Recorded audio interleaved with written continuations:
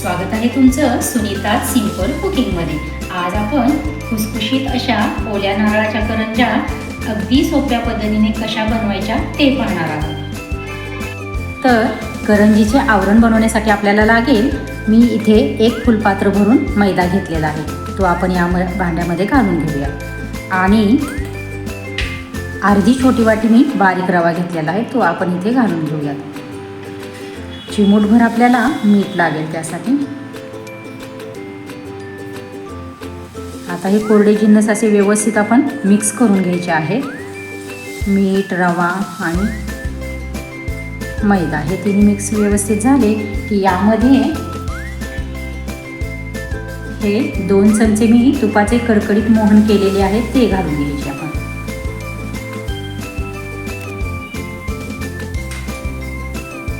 हे व्यवस्थित छान असे मिक्स करून घेऊयात।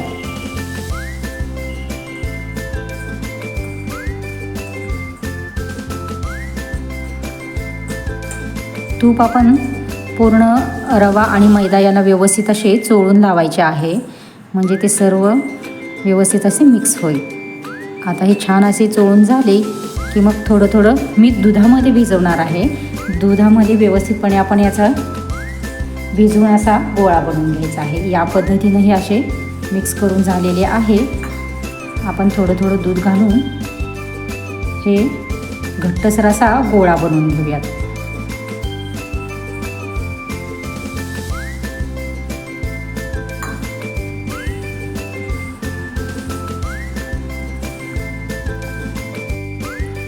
आता आपले हे पीठ मळून झालेले आहे। आपण थोडेसे तूप लावून याला व्यवस्थित असे पुन्हा मिक्स करूया छानपैकी। आणि यावरती एक झाकण ठेवून साधारणतः अर्धा तास आपण हे पीठ छान असे भिजू देऊयात आणि मग आपण ओल्या करंजीचे सारण बनवायला घेऊया। आता हे आपले पीठ असे छान भिजून झालेले गोळा बनवून झालेला आहे, हे पहा या पद्धतीने। आता आपण यावरती एक झाकण ठेवूया आणि याला अर्धा तास आपण हे पीठ भिजू देऊया।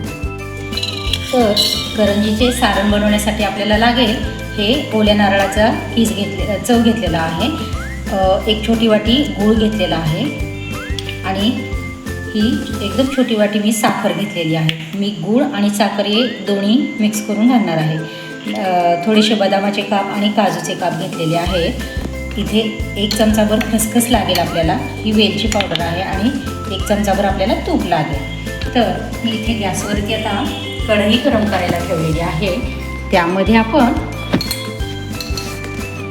1 चमचाभर खसखस घालून घेऊयात। ही खसखस आपल्याला व्यवस्थित अशी घालून घ्यायची आहे।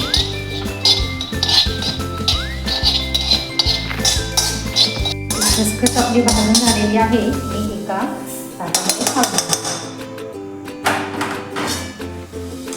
तर यामध्येच आपल्याला 1 चमचाभर तूप घालून घ्यायचे आहे।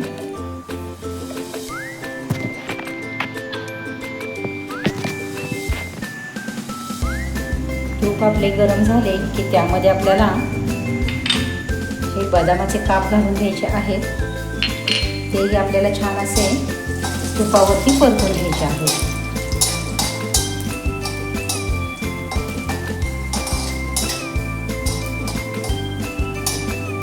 यामध्येच हे काजूचे काप देखील मी घालून घेणार आहे।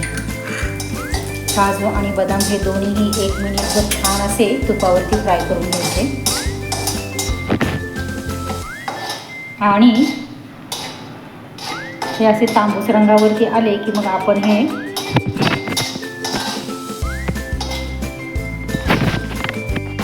ड्रायफ्रूट्स आपले छान असे परतून झालेले आहेत। आता हा नारळाचा चव घेतलेला आहे, तो मी यामध्ये घालून घेते।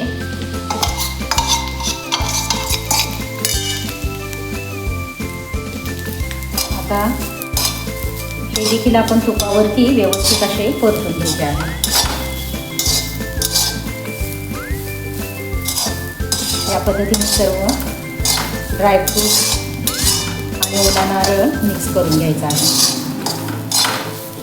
1 मिनिटभर असं साधारणतः तुपावरती छान असा परतून घ्यायचा। परतून घेतल्यामुळे आपल्या करंज्या खराब होत नाही। चवीला पण छान लागतात नारळ परतल्यामुळे. आता हे छान असे आपले परतून झालेले आहे. कलर चेंज झालेला आहे, तुम्ही पाहू शकताय. आता यामध्येच आपण हा गूळ घालून घेऊयात.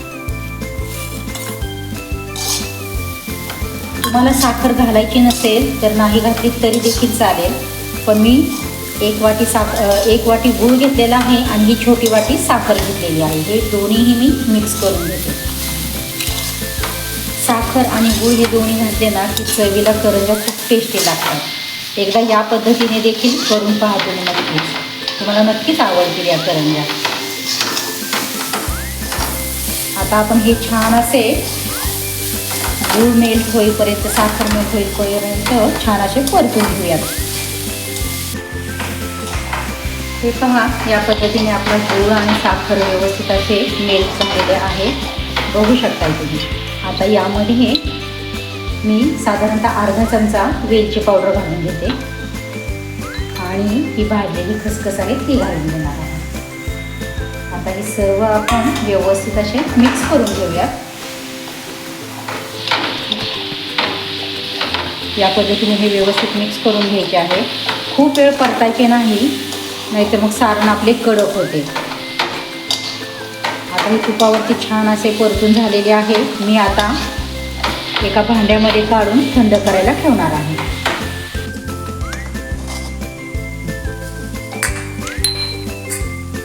आता आपले हे सारण व्यवस्थित परतून झालेले आहे. आपण एका भांड्यामध्ये काढून घेऊयात आणि हे थंड करायला ठेवूयात आणि मग आपण करंजी करायला घेऊयात. आता आपण हे पीठ पाहून घेऊयात. आपले पीठ कशा पद्धतीने भिजलेले आहे हे पहा. आपले पीठ भिजून असे तयार झालेले आहे. आता आपण याला आणखीन थोडंसं तुपाचा हात लावून घेऊयात आणि हे व्यवस्थित 1 मिनिटभर छान असे मळून घेऊयात पीठ. या पद्धतीने आपल्याला तूप लावून छान असं मऊसूत पीठ करून घ्यायचं आहे. करंज्या खूप खुसखुशीत आणि चवदार होतात बघा. या पद्धतीने तुम्ही नक्कीच ट्राय करून बघा. हे आता आपले पीठ असे छान मळून झालेले आहे. आपण याचा आता 1-2 गोळे करूया आणि एक मोठी पोळी लाटून घेऊया. मी याचे 2 असे गोळे करून घेते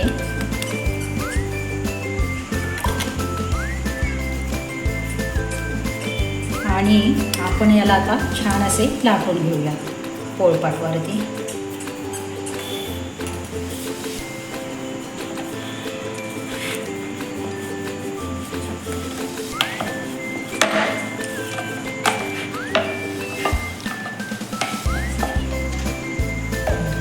या पद्धतीने आता आपली पोळी लाटून झालेली आहे. आता आपण त्यावरती थोडंसं तूप घेऊयात आणि हे तूप सगळीकडे आपण छान असं व्यवस्थितपणे पसरवून घेऊयात.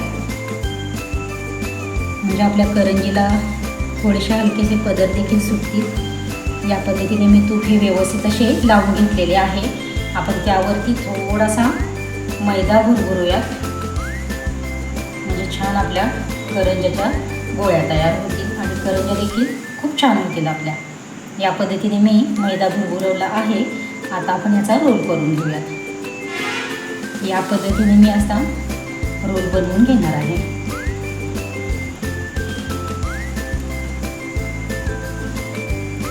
टाईट असा रोल करून घ्यायचा आहे आपल्याला. या पद्धतीने पहा. आता हे असे झाले की तुम्हाला ज्या साईजच्या हव्या आहेत त्या साईजच्या तुम्ही गोळ्या कट करून घ्या. या पद्धतीने मी या गोळ्या कट करून घेतलेल्या आहेत आणि आता आपण दुसरा गोळा घेऊन आपण त्याच्या देखील या पद्धतीने गोळ्या करून घेऊया. आता ही एक मी गोळी घेतलेली आहे ते आपण या पद्धतीने प्रेस करून घ्यायची आहे आणि अगदी हलक्या हाताने ही आपण अशी व्यवस्थित अशी लाटून घेऊयात. या पद्धतीने आपण ही लाटून घ्यायची आहे.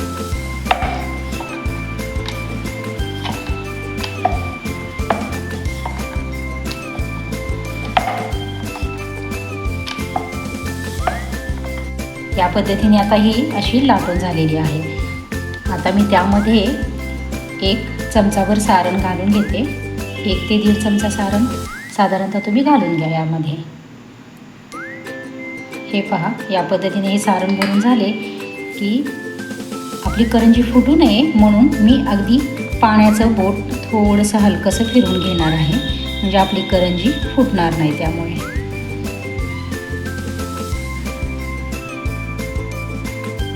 या पद्धतीने आपण व्यवस्थित असे प्रेस करून घेऊयात. अशा अंगठ्याने व्यवस्थित प्रेस करून घ्यायचे, म्हणजे त्याच्या कडा छान होतील. आता माझ्याकडे हा फिरकीचा चमचा आहे. आपण थोड्याशाच कडा अशा कट करून घेऊयात. हे पहा, या पद्धतीने आपली करंजी अशी व्यवस्थित अशी बनवून तयार झालेली आहे. पाहू शकताय तुम्ही. आता याच पद्धतीने आपण इतर करंज्या देखील बनवून घेऊयात. हे पहा, आता आपल्या ह्या करंज्या सर्व अशा बनवून तयार झालेल्या आहेत. आता आपण मी इथं तळायसाठी तेल गरम करायला ठेवलेले आहे. आता आपण ह्या करंज्या तळून घेऊयात. थोडंसं आपण पीठ घालून बघूयात आपलं तेल गरम झालेलं आहे की नाही. आपलं तेल छान असं गरम झालेलं आहे. आपण आता त्यामध्ये या करंज्या घालून घेऊयात. या पद्धतीने आता आपण या करंज्या घालून देऊयात. यामध्ये खूप नाही घालायच्या, म्हणजे त्यांना व्यवस्थित तळता येईल आपल्याला.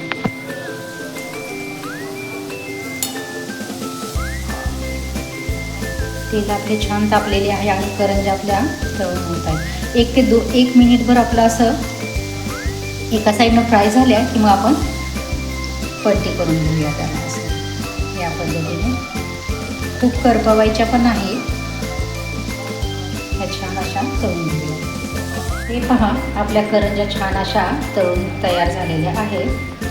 मी आता ह्या काढून घेते.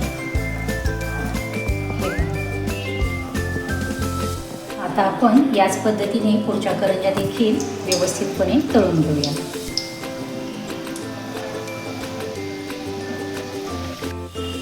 हे पहा, आता आपल्या ह्या करंज्या तळून तयार झालेल्या आहेत. मी दाखवलेल्या प्रमाणामध्ये साधारणतः 17 करंज्या बनवून तयार झालेल्या आहेत.